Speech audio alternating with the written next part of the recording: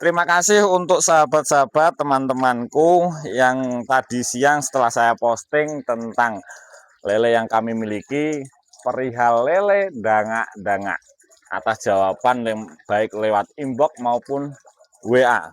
Akan tetapi meskipun saya selaku pemula di budidaya lele dangak-dangak, lele kami dalam keadaan sehat walafiat. Nah, yang saya ketahui, satu, lele itu belum beradaptasi dengan air yang berada di kolam.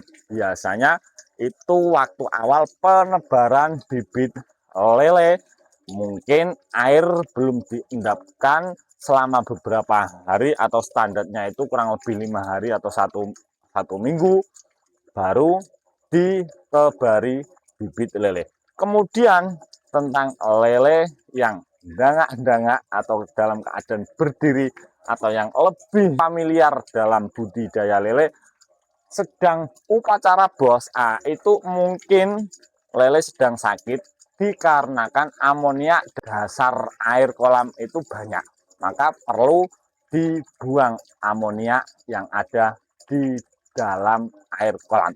Kemudian yang berikutnya seperti yang tadi siang itu posting mengenai lele saya yang dangak-dangak itu dalam keadaan sehat karena ketika dia berdiri itu masih ada respon dari kita.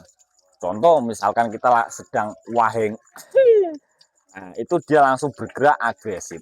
Corone awak dewi ketika bermangan warak ngono kae perlu liar-liar lah. Nak liar-lire lele iku mau ya posisine serodok ngadeg ngono kae, Bos.